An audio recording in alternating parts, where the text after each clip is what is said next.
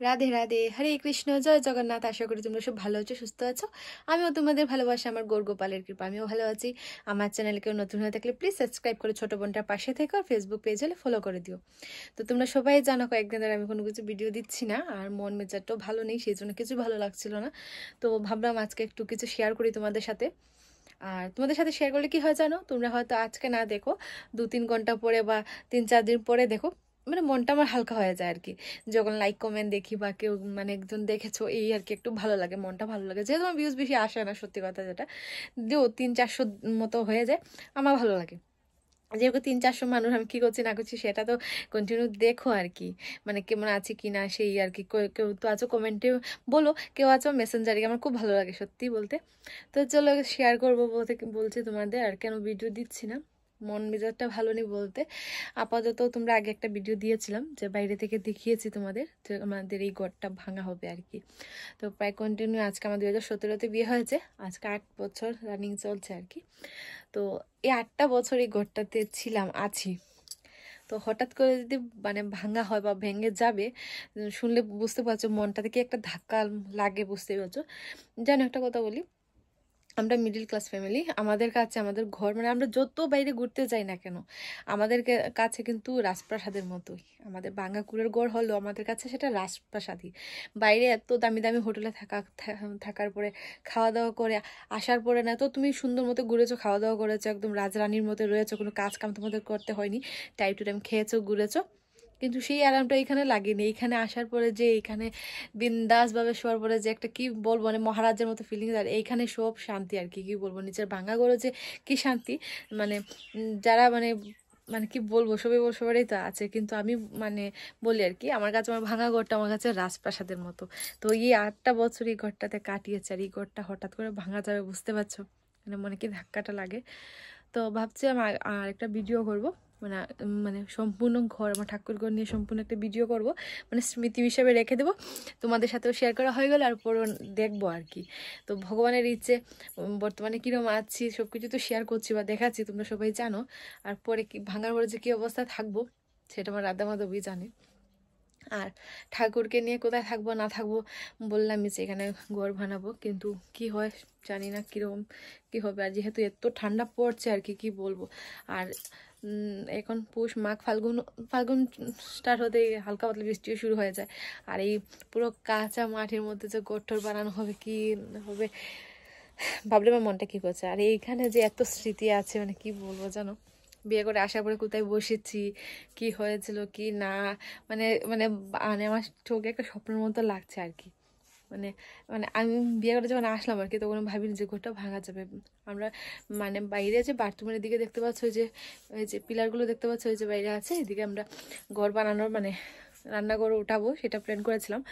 3-4টে খুঁটিও বসানো হয়ে গেছিলো, কিন্তু তারপরে যখন শুনলাম যে এখানে মাটি কাটা শুরু হয়ে গেছে, মানে আমাদের ঘরটা ভাঙা যাবে, তখন আমরা কাজ বন্ধ করে দিয়েছি। সেই জন্যই করে আর কোনো কাজ করালাম না, আর করিও লাভ নেই। 1-1.5 বছরের মধ্যে ভাঙা যাবে বলে আমরা কিছু কাজ করাইনি। আর এখন যখন আস্তে আস্তে খবর চলেই আসলো যে ঘরটা ভাঙবো আর কি, তো তোমরা আস্তে আস্তে জিনিসগুলো গোছাও বললো, গুছিয়ে তো নেবো, কিন্তু মানে মানে মানে বুঝতে পারবো না, কিরকম একটা যেমন একটা যন্ত্রণা হচ্ছে। আর ওনারা বলেছিলেন আর কি 1 সপ্তাহের ভিতরে। তা আমি ওনাদের বলছি পৌষ মাসে ঘর ভাঙতে নিই, পৌষ মাসে ঘর ভাঙবো না, আর ঠাকুরকেও পৌষ মাসে আমি সরাবো না, আমাদের 1টা মাস সময়। কিন্তু কেন বললাম জানো, মানে ঘরটা ভাঙবার আমার একদম ইচ্ছে নেই। মানে এই ঘরটা হচ্ছে আমার বিয়ের আগে বানানো হয়েছে, কিন্তু আমি ভাবি মানে মানে কি বলবো যে মানে মনে হচ্ছে আমি নিজে বানিয়েছি, নিজে তৈরি করেছি, মানে এত মায়া জমেছে কিসের জন্য জানি না। অথচ আমি এতটুকু আমার মনে হচ্ছে যে রাধা মাধব যা করেন ভালোর জন্যই করেন। হয়তো এই ঘর ভাঙার পরে ভালো করে বানাবো না কুড়ের ঘরেই থাকবো, কিছু বুঝতে পারছি না। কিন্তু আমার এতটুকু বিশ্বাস হচ্ছে আমার রাধা মাধব আমার সাথে কোনোদিন মানে কোনো বিপদ আমাকে ফেলেনি। যে আমি যদিও বিপদে পড়েছি, আমার রাধা মাধব আমাকে রক্ষা করেছে। আর এখন এই ঘরটা ভাঙার পরে হয়তো আমার জন্য কিছু ভালো কিছু একটা রেখেছেন আমার রাধা মাধব, সেই জন্য এটা ভাঙার প্ল্যান চলছে আর কি। তো জানি না মানে কি বলবো, মানে কিছু বুঝতে পারছি না জানো। আর রাধা মাধব এখন বর্তমানে প্রায় বিকেল 3:15-20 মতো হবে, আর আয়ুষ আর পিয়ুষ নেই, মা গেছেন উত্তর দুবাইকে নিয়ে একটু বাইরে, আর আমি এই ভিডিওটা শুরু করলাম। মানে একটা যে ফুর্তি আনন্দ উল্লাস থাকবে সেটাই আমার কাছে নেই। বসে বসে ভাবছিলাম কী করবো, তো ভাবলাম তোমাদের সাথে শেয়ার করি, তো শেয়ার করলাম। একটা সময় জানো ভিডিও শুরু করার আগে আমি কী করছিলাম, তাও দেখাই তোমাদের। তো এই বিছানার তুষক থেকে ধরে সম্পূর্ণগুলো রৌদ্রতে দেওয়া হয়েছে, আর ব্ল্যাঙ্কেটগুলো রৌদ্রতে দিয়েছি। এই বেডশিট বালিশ কাভার সম্পূর্ণ ধুয়ে দিয়েছি। আর এখানে যে টেডি বিয়ারটা দেখতে পাচ্ছ, এইটাকে নিয়ে আমি এত সময় একটা রিলস করেছি, ভিডিও শ্যুট করেছি, ওকে মেরেছি, ওকে বকাশকা দিয়েছি। কেন ওকে বকা দিয়েছি জানো? এই যে এইটাকে নষ্ট করে দিয়েছে আয়ুষার পিয়ুষ, সেই জন্য। এই এক টেডিটা আমার ফেভারিট একটা টেডি বিয়ার বলতে পারো, পিঙ্ক কালারের মধ্যে খুব ভালো লাগে আমার। সেটাকে ধরে আমি মারি চারি কী করি কী বলবো, মনে হচ্ছে ছোটো বাচ্চা, আমি ওকে ছিঁড়ে খেয়ে নিই এই মনে হচ্ছে। তো এটা আয়ুষ পিয়ুষ নিয়ে খেলে তার চেয়ে বেশি আমিই খেলা করি। আরও দুটো আছে, তারও দেখাচ্ছি তোমাদের। এগুলো এত খেলা হয় না আর কি। এই যে এখানে রাখা আছে দেখতে পাচ্ছ, এই দুটো আমি বেশি দেই না। আর এই পুচকুটাকে নিয়ে পিয়ুষ বেশি খেলা করে, ও যাও বলে সেটা অনেক বল ছোট্ট বাবু শোনা, দেখতে পাচ্ছ ময়লা হয়ে গেছে।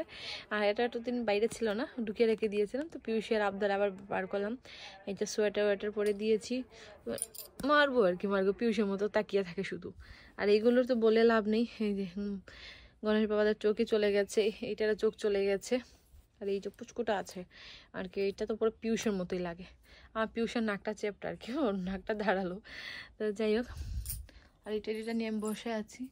আর এই যে এখানে যে টলিগুলো দেখতে পাচ্ছ, এখানে 3টে টলি আছে অলরেডি। এখানে ভালো ভালো কাপড় আমি গুছিয়ে রেখে দিয়েছি।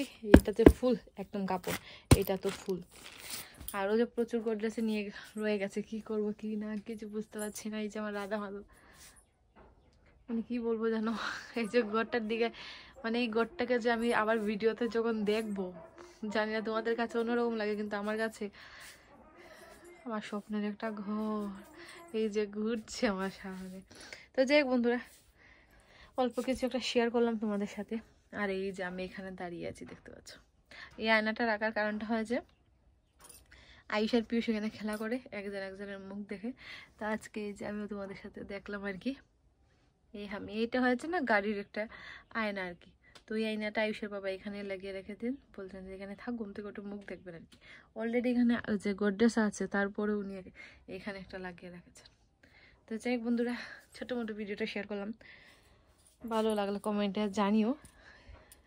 আর ভিডিওটা কিছু দিতে পারছি না, কেউ কিছু মনে করো না, একদম মন মেজাজটা ভালো নেই, জানি না আমার রাধা মাধব কী করবেন। বন্ধুরা প্লিজ যদি ভালো লাগে আর যদি নতুন হয়ে থাকো, তো আমার ইউটিউব ফ্যামিলি, মানে আমার ইউটিউব চ্যানেলটা সাবস্ক্রাইব করা আছে, ফেসবুক পেজটা ফলো করে দিও। আর আমি একটা ইনস্টাগ্রাম খুলেছি আর কি, তো সেটা জানি না হয়েছে কি হয়নি, আমি কিছু জানি না। তো আমি এটা শেয়ার করবো পরে, স্ক্রিনশট নিয়ে দেখিয়ে দেবো যে ইনস্টাগ্রামের নামটা কী রেখেছি। তো ভালো লাগলে ফলো করে দিও সবাইকে। টাটা, রাধে রাধে।